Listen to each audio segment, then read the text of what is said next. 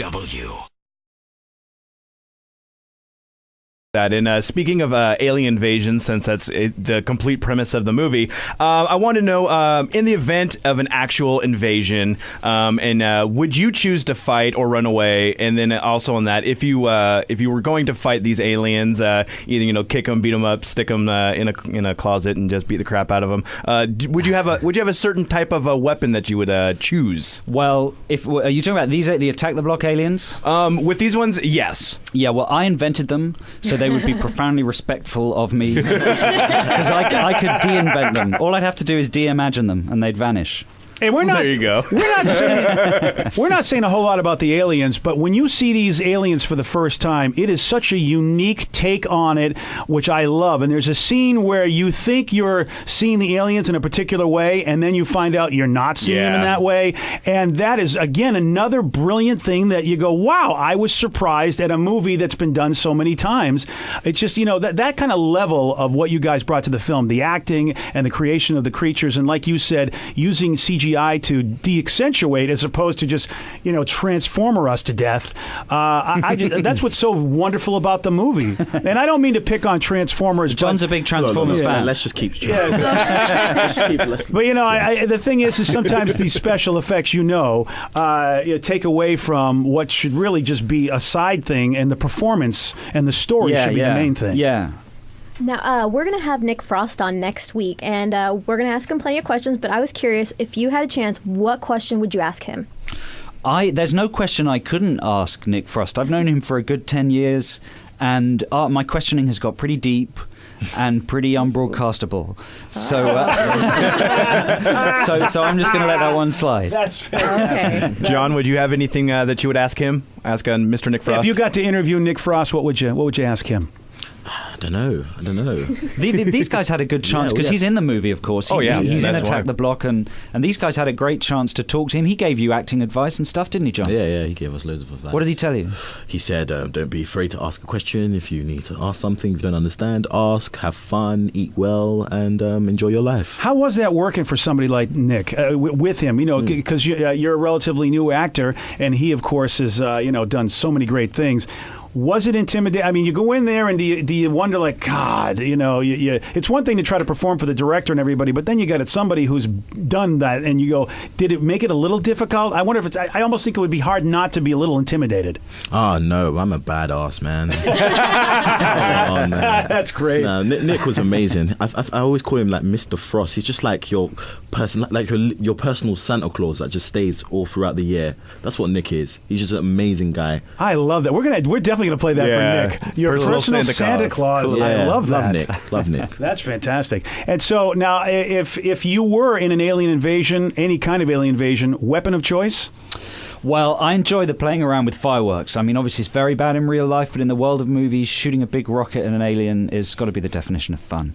And it really was so. It was just so. I don't know, almost third world. You know what I mean? When you think of all the video games we get to do, and John, I know you were taking a look at the new Batman game, and you were. So I gather you're a great gamer, first person style. Yeah, I'll beat you. So what kind of weapon? What weapon, if you had your choice? Because I know you were given what you were given in the movie, but if you had your choice and it was a real alien invasion, what weapon in all the world of gaming would you want to take on the badass aliens? I would use what Shia LaBeouf used in Transformers 3 to take out Starscream. Ah, there you go. Yeah. What is that? What does he use? He uses like a gun that spikes to his eye, and then he goes and injects him with the little spike thing. Wow. Yeah, I'll use that. High class, huh? Yeah, there you go. That is nice. Yeah. So you're a big gamer. What's your games of choice then at this point? Well, I'm on level 42 of Call of Duty. If you want to battle me, I'll beat you. Oh, really? I'm a 46 Prestige 1 there. So I'll beat you point blank. All right. I'm gonna have to do that sometime.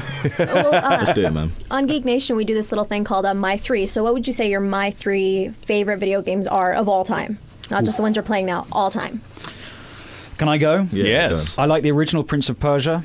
That has the most one of the most amazing moments in video games ever, I think, when he meets the kind of nega prince at the very end. Do you guys know that game? I know the game, but I never got that far. I haven't played it in a long time. The ending of that is amazing. The first one, the right? very first one. Yeah, the very first kind of Mac Classic version. That's got one of the most amazing moments in any video games. I never got to see that. No, I mean not for real. Like on my, like I didn't earn it. Right. I really enjoyed the first Fear, F-E-A-R. Yeah. A good straight ahead first person shooter.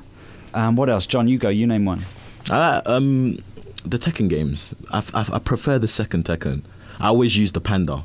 Use the panda? Yeah. I was always stuck with I like Law. that. I used martial law all the time because of the little flip that he would do, the death from above. I just love the feeling of beating every single person with a silly character. I love or like the wood block characters or that stuff. That's awesome. Yeah, the Naruto games. Yeah, that's Nice. Oh, nice. Cool. Since we're talking my three, I got to know movies. Joe, the way you did this movie, it really feels like you have such a love for the genre and the different things. So your three favorite movies, whether it be in the world of sci-fi, horror, in general, your three favorite movies, because I gather they probably influence you on some level. Yeah. Well, I'd say Over the Edge, which is an American gang movie, a teen gang movie, Matt Dillon's first movie.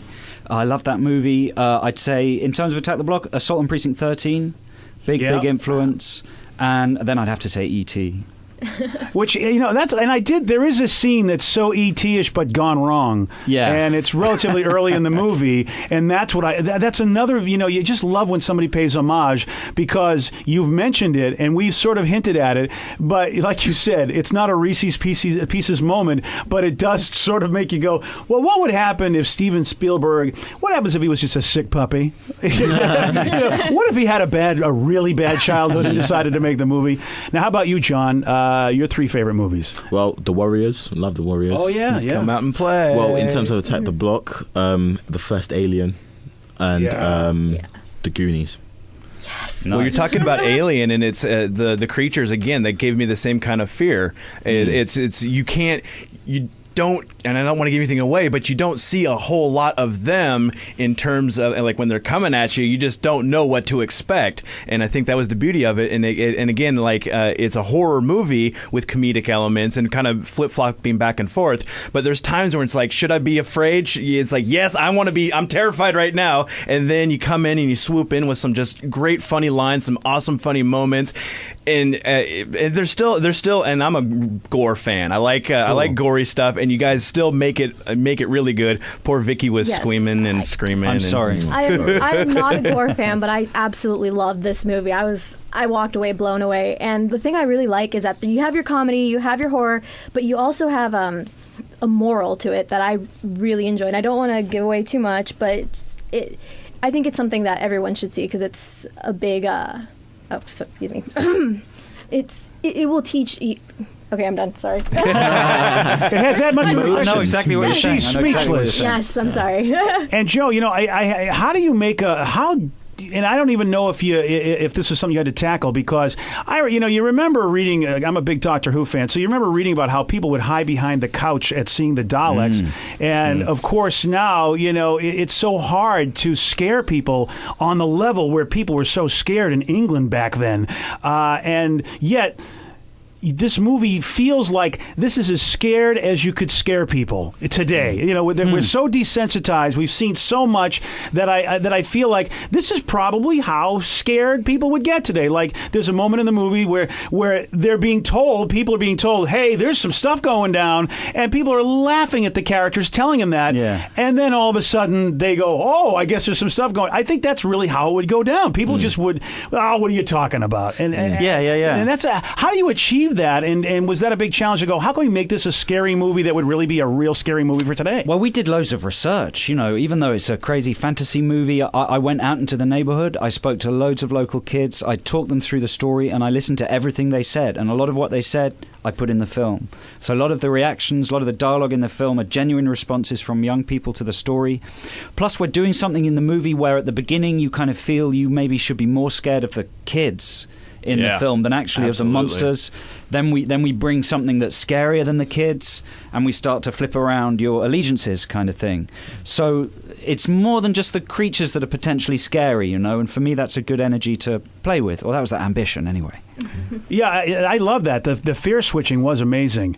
And the movie, again, is called Attack the Block, and we've got the director, Joe Cornish, here, and Moses, played by John Boyega, which, John, I've been reading a lot of good stuff about you, and people don't like to believe, I guess all real artists go, I don't believe the good or the bad, but, people are saying, like, this John Boyega is going to be the guy. I mean, and if this movie is any indication, man, you brought a lot to the screen. And how old are you? How old are you? 19. Yeah, son of a B. Really? And plus, Joe, forget you. You've had a career in other stuff beyond just doing a movie. Yeah, I'm 90. I know. Yeah. People should be good at one thing, and that's enough. But Joe's been good at the audio, video, podcasting, radio, television shows, and a great foray into the movies. And I know that I've been seeing a lot of ads for Tintin, and you had something to do with that movie as well. I want people to know. That's right. I'm one of 3 writers on that. Edgar Wright, Stephen Moffat, and me. And that's not bad. Those are 3 guys that, it makes me want, I wasn't sure what to think of Tintin, but now that I know your name is on it, along with Edgar and Stevens, who I have a lot of respect for. Edgar, we all know, of course, from Spaced and Shaun of the Dead and Scott Pilgrim, and Stephen Moffat. Is it Moffat? Is that how he says that? Okay, Moffat. So Stephen, him, of course, with Doctor Who, with some great episodes, and now he's the producer of the show. Tintin is on my list. Attack of the Block should be on your list, too. This movie, I'm telling you, you're going to enjoy it because it's a movie that's fresh, fun, and well done. A great piece of art in the middle of the summer, where that's what we should expect, but we don't always get that. But Attack the Block. You heard the name here. Inner city versus outer space. You got to make this happen. See it before other people call you a knucklehead for not seeing it. Yeah. Guys, thank you so much for being here. Thank you very much for being That was great. Thank you. The BJ Shea Morning Experience on 99.9 KISW.